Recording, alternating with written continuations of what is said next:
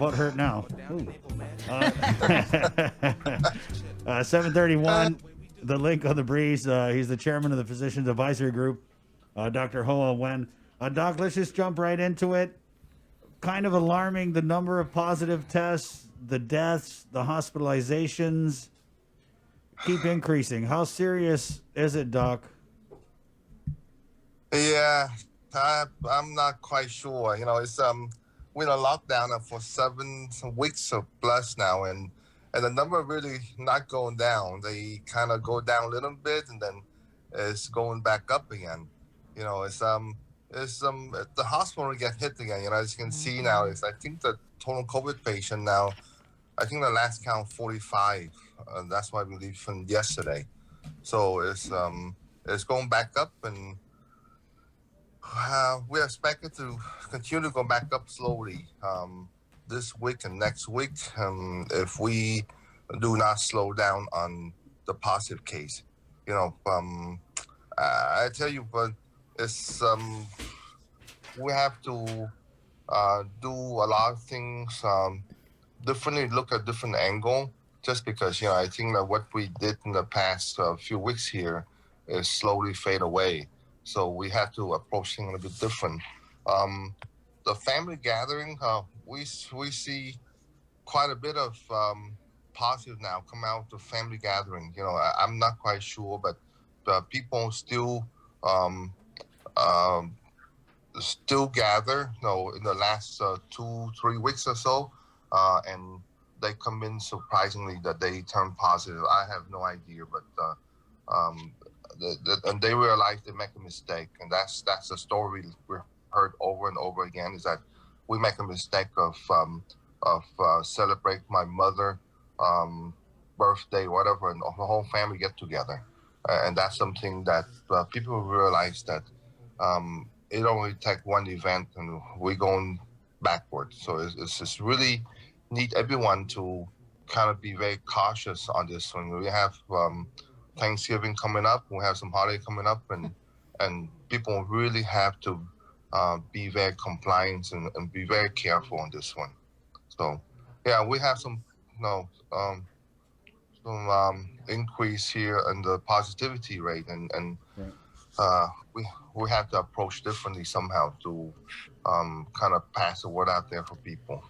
So, in the meeting last night, what were some of the discussions then, in terms of how we're going to You handle know, this, what we should do? um, yeah, I called off the meeting last night. We met with some few key people last night, just try to gather some thought to move forward. And then we resumed the PAC meeting on Thursday. We really have to make sure that we can contain this virus. Uh, we cannot go backward. This is something that we commit to go forward. Go backward is, I don't think it's a very good option at this point. We just have to go through this, make sure we do refocus on certain population, certain age group that we can see that they have a problem, and keep going forward. Because I think we can control those populations in age group. We can do an okay. Okay, what So population and what age group are you talking about? Yeah, because there was something we going around on the WhatsApp, Doc, about the breakdown of the different ages and the number of positives per age group. you can see, right? I mean, the 20 to 40 years old. I mean, they take off like a rocket ship. I mean, where we see in the clinic level that the 20 or 30, they admit, yeah, we've been gathering, and when they turn positive, now they start worrying about the family, the parents, the grandparents, and somehow those no Dr. Kai Akimoto and their group there did some type of Zoom conference this past Sunday, and try to figure out how to get the message across to this group of Millennium and Generation Z, I guess, and they no, they don't read the jig, they don't read anything. So there's a different message we have to come across to them somehow that kind of educate them Hmm. on what's going on, and what's because they're not sick. Those guys, they get sick a little bit and they vary down like the 4 years old or older. But we had to pass on the message in a different way to this age group. But yeah, if you look at the jig and the number 20 to 40 years old, they are more than half of the positive. Close to 60%. It is a huge number, and they keep rising every day at a very rapid rate. So we have to reapproach that population, the age group, and then certain population that typically have a household that have a lot of people, because once there's one positive in that household, if you have 10, 15 people that live in the same house, potential you can add 10 to 15 positive in the next few days. Wow. So you see that number going up really quick when you have one person positive in a household of 10, 15 people. And that's not unusual. That's kind of average. So we have to learn how to put up some type of rapid response team and go out there and kind of contact that positive right away. I mean, within the same day, and either take them out so that way you can kind of isolate away from the rest of the family. Just because from 1 go to 15, very easy. We already see that already. Right, Doc. We have a comment here. Young people have the most positive cases, but the older people are paying the price. They need to take this more seriously. Absolutely. And they don't realize that until they turn positive, and we see that every day. When they come in, now they in a shock phase. They say, "Wow, it happened to me." Now I'm working with my family. I work with my parents, my grandma at home. So, but we don't want them to wait for that long, because like I said, it affects the family a whole lot when they go around, and they do go around with no mask, and they hang around with no mask. That's a problem. Right. Are these young people asymptomatic? A majority of them that are going around and they just don't know. No. We know when they come in, they sick. They come in. I have congestion. I have sore throat, and that's a typical symptom that they have. It's just I'm congested and I have sore throat, and that's mostly the main complaint of young people.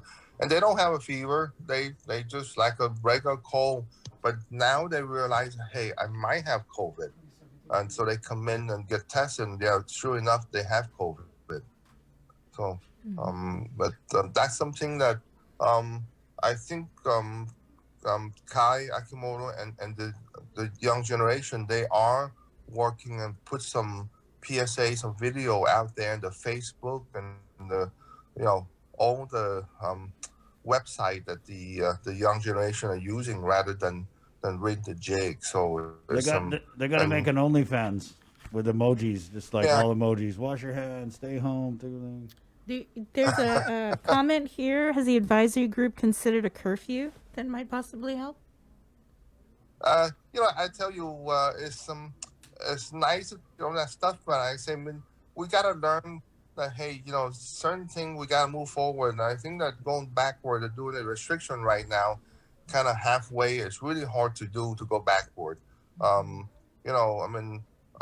To go and complete lockdown for 2 weeks and very strict and nothing moving is the harshest thing. I know if we do that, it will work, but I don't think that's a good idea. It's really. You think it would work? Interesting. There's just when there was a lockdown, we still had high cases. This time, but he's talking about a real, like the OG like PCOR the roadblocks, one. Yeah, not the OG one, not this let's make everybody happy lockdown. Yeah, I think the first lockdown is very effective, but that's a very harsh. I tell you, personally, I don't think it's a good idea. But personally, you think it would work. You think it would work. And control in a different way and approach certain population, certain group. And we have to do things different, but to go back, I think that's not a good idea. But that's my opinion. Yeah. Okay, so Well, I mean, you have an opinion, and you're the chair of the PAG, so your opinion's got some pow to it. Yeah. But Doc, let me So- ask you this: your professional opinion, or personal, do you think a harsher first lockdown, peak or one, real peak or one style, do you think it would help to stop the increase in the spread of the virus? Yes or no? yes, the first one. But I think Definitely. also the first one, people were genuinely scared and they didn't know what to expect, and so they followed the directives. Now, would you say though that there's kind of an issue with trust? I think now, Sabrina, mostly because of fatigue. I think people are tired of living this COVID era. Uh, you can wear masks all day and you can social distance for some period, but after that period, unless you take a different approach and control this virus, people are getting tired. Those are COVID fatigue, and they just don't want to. Not that they don't want, they just sometimes want to do something different because they've been in this mode, for the past 7-8 months already. So I think that we, as leader, we just have to kind of look at things, realize, hey, people are getting tired. We have to do things a bit differently. So to move forward, we cannot go backwards, and that's the thing. So we have to get our hospital get better, get the identify certain population, get the contact tracing, the isolation team. I mean, that's the most important thing to really move forward and isolate and quarantine all the positive really, really quick, because that's the main things right now. But I'm telling you, one positive can turn the whole family of 10 to 15 into another 15. So the number will go up really quick and exponentially if you don't control the household. So that's the stuff that we have to move forward in a different way, rather than goes back down again. Right. We have to. And you did say that we can expect more, an increase, right? Like sort of another surge. So what are we doing now to prepare for it? Are we getting more nurses? Are we getting an alternate care facility stood up? What's the plan? The plan. I have to go back and again is that the rapid response team, we got to stand up really quick, and we might have to. The PAC talk about privatize certain part of this thing to kind of help public health. It's very important to have this robust, contact tracing and isolation, and is a part of, like, it's a private public partnership, and got to do something and try to get into it. And the key here is to get to that positive within 5 hours. I mean, we have the good testing ability now. We can test people, we know right away them positive. That process of initial contact and isolate and get the family to understand is very important.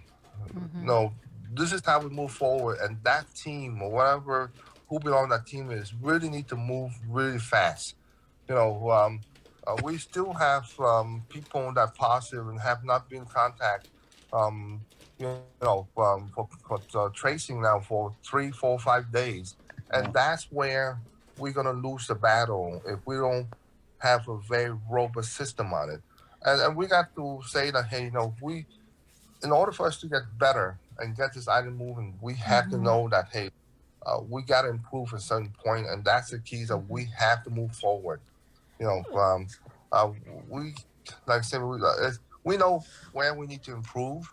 Like I say, the age group, certain population that typically have a lot of people in a household, those things we got to get a hold of. And I think for that we will be clarification, okay.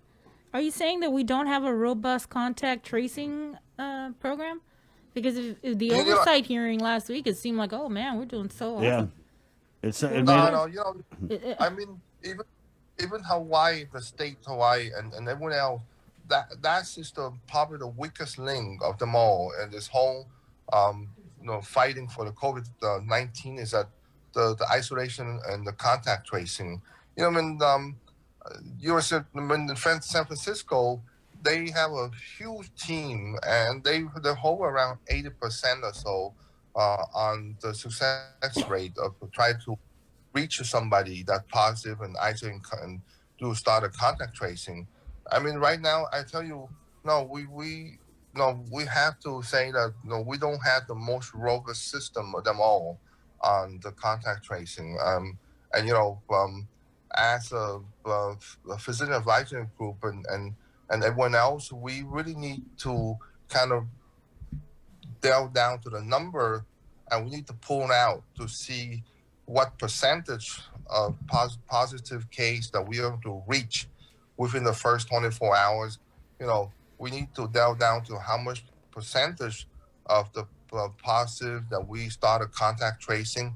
Those are the number we need to pull out, because if we don't pull those number out and put that, for people to make decision, it's very hard to move forward. So right now we really need those.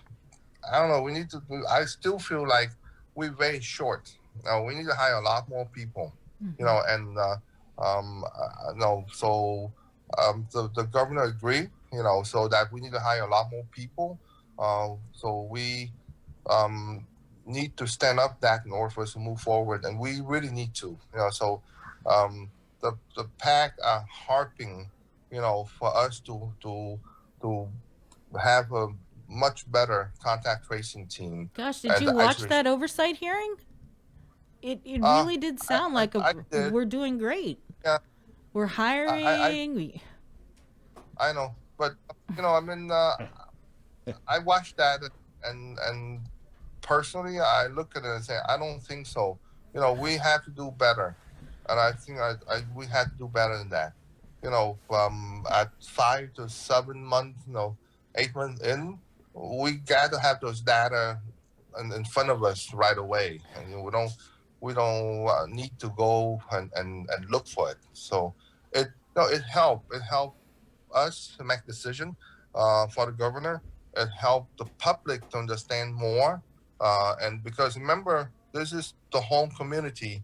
It's not just the PAC, not the governor. It's the whole community. So I think the community have better number, better understanding. It would be much better successful to contain this virus. Yeah. So we still pushing it, guy. I mean, the physician advisory group, we push it every day to have those numbers available for everybody, so that way we can all fight together. We have a comment here. Jamie Lynn writes, "It took public health over a week to contact me for contact tracing. My test results came back before I got any phone call. I do understand public health is overworked with everything going on." Yes, and Christopher, we're pushing it. I'm telling you, that's the key part here. Like I said, we cannot go backward. We only can go forward, but we gotta do things differently. Yeah, but it's just kind of scary that you're saying what you're saying in regards to public health when they present a picture that, we're doing good. And, we're supposed to trust public health in terms of guiding us through this whole pandemic. And if you're saying I want to say I did watch the part where they did this presentation and they Yeah. said, contact tracing. Hey, Yeah. okay. They said that Yeah. they contact people before they actually test. Yeah, but you gotta not understand, right? good. This it's I was talking to my kid, and they are also, when they sit at home, they listen to news everywhere. So it's really, this part here is very big. It's not unique for Guam. You understand? This is where every public health around the world that I don't think they ever deal with this type of pain before.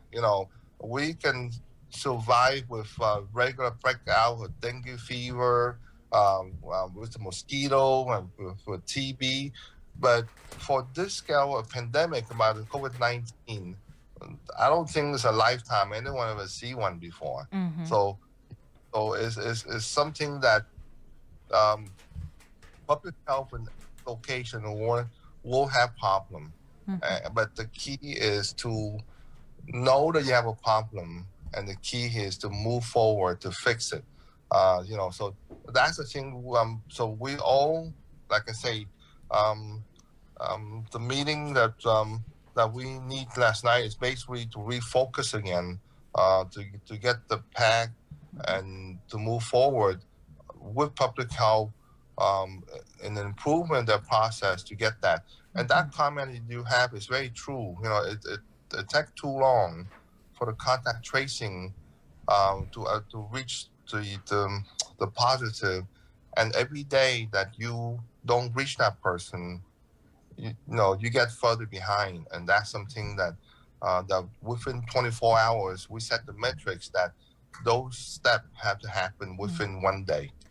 So again, that's the number that we like to have people present to us in order for us to move forward in a comfortable way, and for us to make better decision of move the whole economy forward. Right.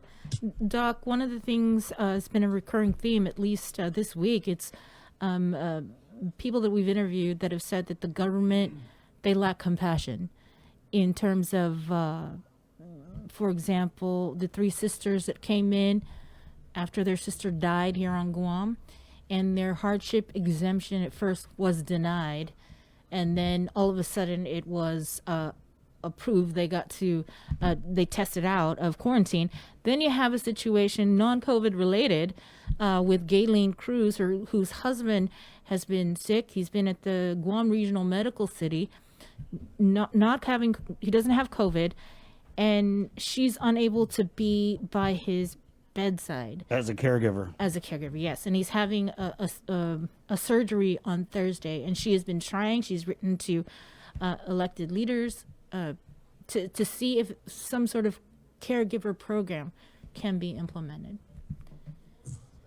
Sabrina, I don't think the general term in the government is the government is not compassionate. I don't think that's true. Okay, I mean, the case is like the quarantine, the three sisters. I read about it, and I really feel for them, and that's the Q factor quarantine team. Whatever decision they make, if those person decisions, made by that team.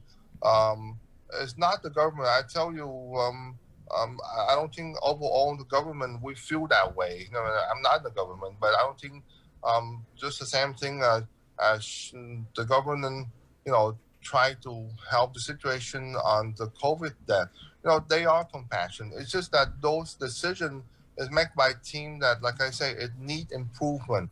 When personally, I don't think that I would make the same decision for the three sisters. We can test them out and we can send them out on some special occasion, let them go and spend time with their family when they're here. Those decisions I would make. But again, it's depend on the team that make the decision. And we try to, as a pack, try to get involved and make those decisions. So it kind of make an exception in certain case. And regarding GRMC and the caretaker, no, I just read it last night, and it's very hard. That we are in the upswing of COVID, and as you can see, just like the GMH have some positive and they don't know if that come from the visitor or come from other people or not. But once you allow a visitor come back inside, when you see an uprise on the rate, is hurt a lot. I mean, you can expose that hospital to a lot of positive if you have a person come in. And remember, GRMC is a private hospital, and they have to make decisions to protect their staff and other people also. And I feel for the patient. And I tell you, as a physician, it really hurt to hear what she say, on the picture. But all we need is just one positive come in the case, and that whole unit going to get affected. And it's you can walk in, you feel fine, but 3-4 days later, you start come down to COVID-19, and now you have to trace back. Oh, did you go to the hospital? You have a lot of the patient there. Um, Now you have to trace back the whole hospital. So it's a very challenging. I don't think that GMC make a decision that is not for the patient. They have many patients in the hospital, so they have to take some extraordinary, decision to try to protect other people in there also. I mean, I wish that that we have a better case scenario. It's just that this COVID-19, we don't see them. We don't know who have them. You can feel well one day and you get sick the next day, and that's what I'm afraid of myself every day. Yes. I don't know. Every day I come home, every time I feel something, I feel like, oh my goodness, did something to protect myself when I see my patient. So it's you can't see them, and we often see a patient for follow-up visit that in the clean unit, which is no one's sick, and then a week later we found out that person is positive, and we had to go back and relook at all our protocol for that patient to see that we take all the necessary precaution, protect us and protect other patient. So it's very hard. I feel for the caretaker, but at this time with the COVID-19, those decisions sound very harsh, but protection for everybody. And I apologize for the caretaker. And I mean, I feel bad. But if we put our emotion in every case like that, sometimes it come back and bite us a whole lot. So, again, my head for GRMC for making decision like that. But I think there's a purpose behind it. Doc, but the government does have. I don't work for the governor. I tell you, I'm a private citizen and as a volunteer, and I tell you, just a decision that to try to support the COVID death. And it's not the best decision or not, but she did it because she feels obligated. Well, I mean, you say you don't work for the governor, but according to when she appeared before the Guam Medical Association way back when a public health emergency is declared, she basically controls all the health clinics. She controls GRMC. So I'm not sure, was that a miss? Yeah. Did she misspeak or what? They asked to take over, and we opened our door to see everyone, especially Tier 2. We don't. If you don't have any money and you don't have any insurance, we open the door and see one. But those are stuff that the government asks us to do. I don't think that anyone can dictate the clinic of what to do. We do it because that's our obligation for the island. But I think that's a normal thing. But I don't feel like we got take over. The Tier 2 and some of the smaller clinic are openly take everyone, just because I think this time in the pandemic, we kind of need to stand up and doing that ourselves. So Doc, we just have a minute left here, so if you could in a minute tell us, community mass testing, do we need more of it?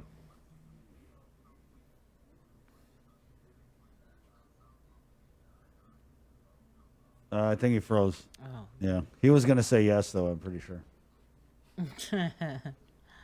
All right. We'll give him 5, 4, 3, 2. Okay. Well, thanks, Doc. Enjoy that virtual Malasadas. Thanks, in the Doc. KUM News Zoom room.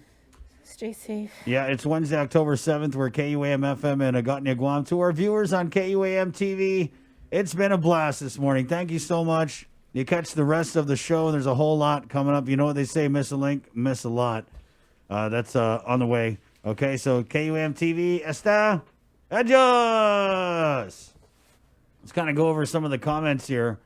This is the Breeze 93.9, by the way, the link. I just want to run off some of these comments. A lot of people were commenting during Dr. Hoa's interview. Igna writes, Gov Guam is wasting money on this hotel quarantine. They should follow Hawaii standards. Robert Kittichur writes, what the people of Guam should do is test every house one by one. Teresa writes, Dr. Ho is saying a true lockdown, shut down everything, will work if people truly follow the stay-at-home order 100%. But he's saying people are restless. Therefore, many are not following it, so they'd have to approach this round differently. Also, with the many interviews done, the business community can't afford it anymore. It's a hard balancing act. Aaron D. Guzman says, we're all in this together. Please stop asking unnecessary combative questions, which clearly sounds like you're trying to pit government versus everybody else. No.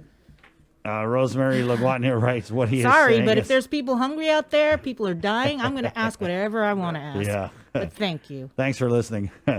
Rosemary, what he's saying is not matching up with public health. Johnny Cruz. Exactly. And when it doesn't match up with public health, Then you I'm got to going ask to questions, ask. of course. Johnny Cruz writes, it's the PUA and the stimulus that caused this surge, because if you give people money and they have no job, what are they going to do? Party and stroll around. But if they don't have money, they can't afford to party and stroll. Okay. Rosemary, mixed messages are not allowing the people to understand the importance of following mandates. Robert, people aren't taking this seriously. Go and get tested. It's other people's lives that you're dealing with. Marie Rages, here's a winner. With this many cases, the contact tracing team has a lot on their plate. Guys, just stay home. Let's get Dr. Hoa back on. And yeah, Doc, That's really, at the end of the day, yeah, what people need to do. we were asking about anyway, community mass testing. Go ahead. Yeah, I think we need to be doing a lot of target testing. You know, I mean, we know where the population that have positive right now. So we need to go to those population. We're gonna target testing. That's the main focus that we have. So I think that they talk about already. So we're gonna focus on the one that have the most positive now, and so you can probably see the next 3 weeks or so. We're gonna go to certain area and do the test. So we need to basically capture that population in order to control it. Yeah, but we've been talking about target testing, for a while. I remember when you first mentioned the rapid response team. That was a couple months ago.